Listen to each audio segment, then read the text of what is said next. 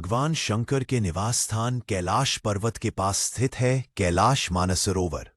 यह अद्भुत स्थान रहस्यों से भरा है। शिव पुराण, स्कंद पुराण, मत्स्य पुराण आदि में कैलाश खंड नाम से अलग ही अध्याय है, जहां की महिमा का गुणगान किया गया है। पौराणिक मान्यताओं के अनुसार इसी के पास कुबेर की नगरी है। यहीं से महाविष्णु के कर कमलों से निकलकर गंगा कैलाश पर्वत की चोटी पर गिरती है, जहां प्रभु शिव उन्हें अपनी जटाओं में भर धरती में निर्मल धारा के रूप में प्रवाहित करते हैं। कैलाश पर्वत के ऊपर स्वर्ग और नीचे मृत्यलोक है। आओ जानते हैं इसके 12 रहस्य। धरती का केंद्र। धरती के एक ओर उत्तरी ध्रुव है तो दूसरी ओर दक्षिणी ध्रुव। दोनों के बीचों बीच स्थित है हिमालय। हिमालय का केंद्र है कैलाश पर्वत। वैज्ञानिकों के अनुसार यह धरती का केंद्र है। कैलाश पर्वत दुनिया के 4 मुख्य धर्मों हिंदू, जैन, बौद्ध और सिख धर्म का केंद्र है। अलौकिक शक्ति का केंद्र। यह एक ऐसा भी केंद्र है जिसे एक्सिस मुंडी कहा जाता है। एक्सिस मुंडी अर्थात दुनिया की नाभि या आकाशीय ध्रुव और भौगोलिक ध्रुव का केंद्र।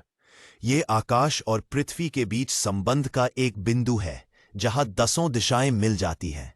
रशिया के वैज्ञानिकों के अनुसार एक्सिस मुंडी वह स्थान है जहां अलौकिक शक्ति का प्रवाह होता है और आप उन शक्तियों के साथ संपर्क कर सकते हैं।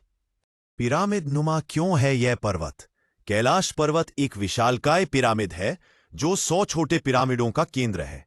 कैलाश पर्वत की संरचना कंपस के 4 दिक बिंदुओं के समान है और एकांत स्थान पर स्थित है, जहां कोई भी बड़ा पर्वत नहीं है।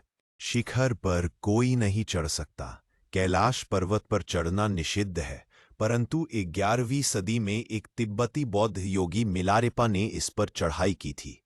रशिया के वैज्ञानिकों की यह रिपोर्ट यूएन स्पेशियल मैगजीन के 2004 के जनवरी अंक में प्रकाशित हुई थी।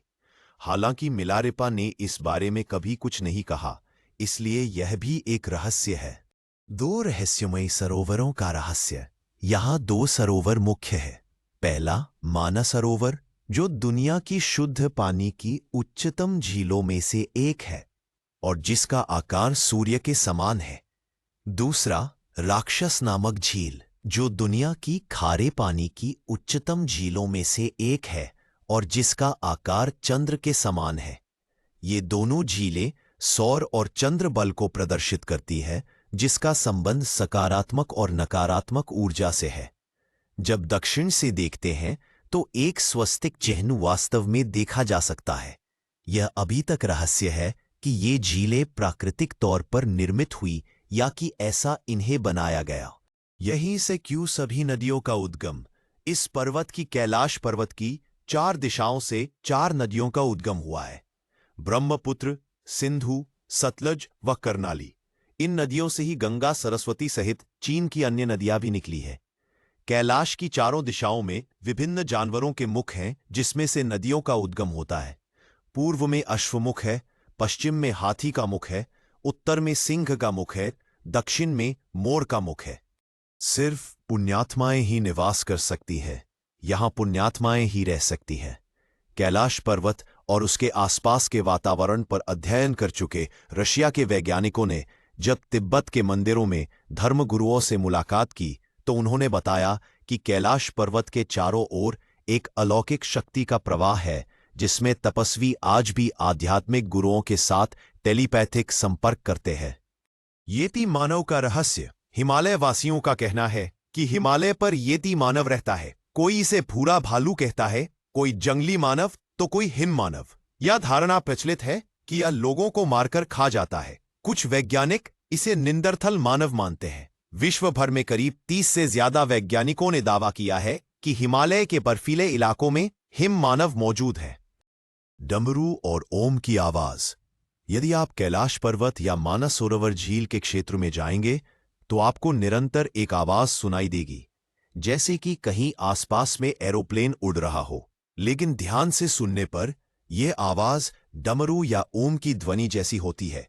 वैज्ञानिक कहते हैं कि हो सकता है कि ये आवाज बर्फ के पिघलने की हो। ये भी हो सकता है कि प्रकाश और ध्वनि के बीच इस तरह का समागम होता है कि यहां से ओम की आवाजें सुनाई देती है। आसमान में लाइट का चमकना। दावा किया जाता है कि कई बार कैलाश पर्वत पर 7 तरह की लाइटें आसमान में चमकती हुई देखी गई हैं।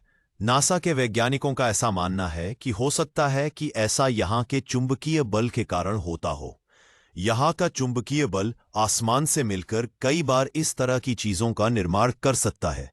आज तक कोई भी कैलाश पर्वत की चोटी पर नहीं चढ़ पाया। कई बार प्रयास किए गए, लेकिन हर बार कुछ ऐसा घटा जिसने पर्वतारोहियों को पीछे हटने पर मजबूर कर दिया। कुछ को मौसम ने रोका, कुछ को मानसिक भ्रम और कुछ को किसी अदृश्य भाई ने। रूसी पर्वतारोही एक बार लगभग चोटी तक पहुंच गए, लेकिन लौटकर उन्होंने कहा, वहां पहुंचते ही लगा जैसे कोई शक्ति हमें भीतर खींच रही हो और चेतना डगमगाने लगी हो। तिब्बती लोग मानते हैं, जो कैलाश पर चढ़ता है वो धरती पर नहीं लौटता। अब प्रश्न ये उठता है कि क्या इस पर्वत में कोई गुप्त द्वार है? क्या ये केवल प्रतीकात्मक है या सचमुच कोई भौतिक प्रवेश द्वार है?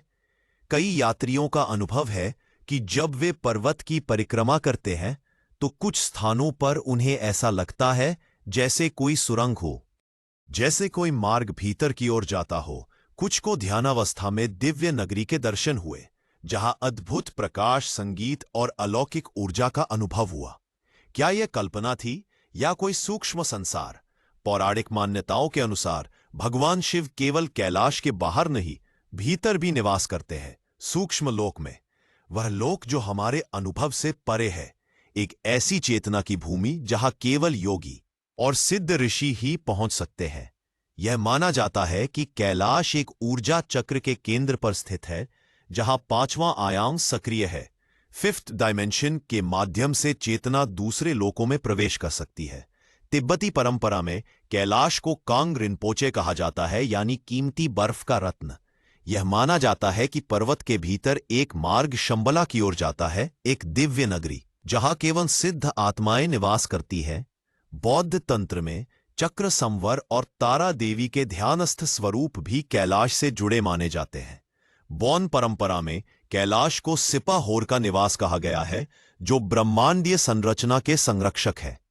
कैलाश से दिव्य ध्वनि आती है क्या? इन सभी परंपराओं की एक जैसी अनुभूति यह साबित नहीं करती कि यहां कुछ तो खास है।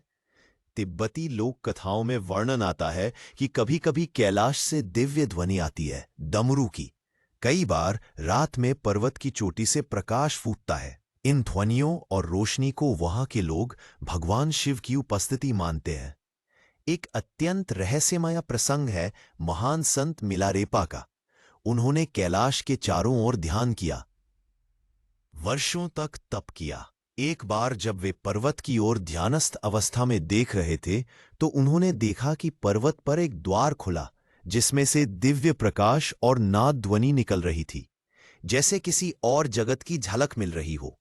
लेकिन तभी उन्हें एक आंतरिक संदेश मिला, यह द्वार केवल तप और त्याग के चरम पर पहुंचने वालों के लिए है। कैलाश से शरीर नहीं, आत्मा लौटी। ऐसी ही घटनाएं भारतीय योगियों के साथ भी घटित हुई है। गोरखनाथ और मच्छेंद्र नाथ की कथाएं बताती हैं कि उन्होंने कैलाश के भीतर प्रवेश किया और वर्षों तक नहीं लौटे। जब लौटे तो उनका शरीर नहीं, बल्कि एक दिव्य प्रकाशमय चेतना लौटकर आई। अनेक तीर्थयात्रियों ने कैलाश यात्रा के दौरान यह अनुभव किया कि वहां बाल और नाखून की वृद्धि सामान्य से अधिक तेज हो गई। वैज्ञानिक दृष्टिकोण से यह एक संकेत है कि वहां टाइम डायलेशन हो सकता है, यानी वहां समय का प्रवाह पृथ्वी के अन्य भागों से अलग है। ऐसा प्रभाव आमतौर पर केवल ब्लैक होल या बहुत तीव्र गुरुत्वाकर्षण में होता है। क्या कैलाश कोई ऊर्जा केंद्र है जो समय और स्थान को मोड़ सकता है? कैलाश पर्वत के अंदर मंदिर। रशियन वैज्ञानिक डॉक्टर अर्नेस्ट मुल्दाशेव ने कैलाश पर वर्षों तक शोध किया। उन्होंने बताया कि कैलाश दरअसल एक विशाल पिरामिड है, एक प्राकृतिक नहीं बल्कि कृत्रिम रचना। उनके अनुसार यह प्राचीनतम सभ्यता द्वारा बनाया गया ऊर्जा ट्रांसमीटर है। उनकी टीम ने पाया कि कैलाश के आसपास समान दूरी पर कई अन्य पर्वत पिरामिड जैसी आकृति में है, जैसे कोई विशाल प्रणाली।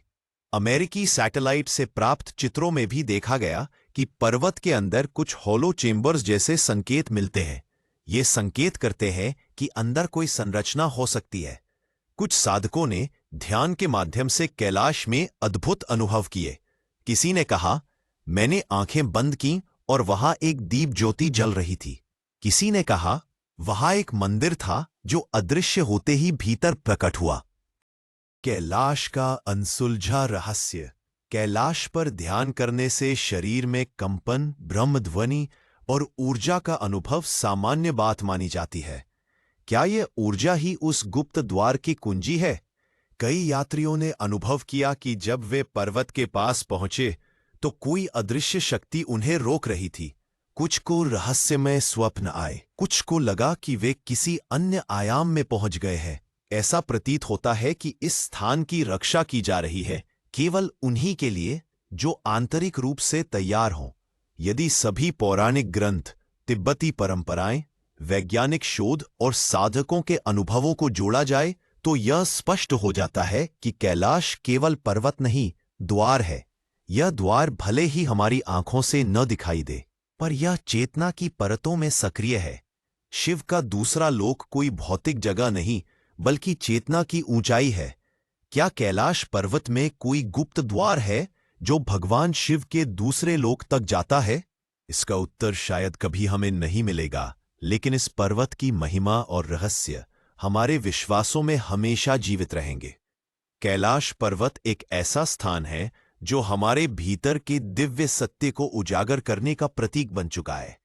कैलाश पर्वत का रहस्य इस पृथ्वी पर एक चिरस्थायी उपहार की तरह बना रहेगा, जो हमें हर दिन अपनी आत्मा की गहराइयों को जानने की प्रेरणा देता है।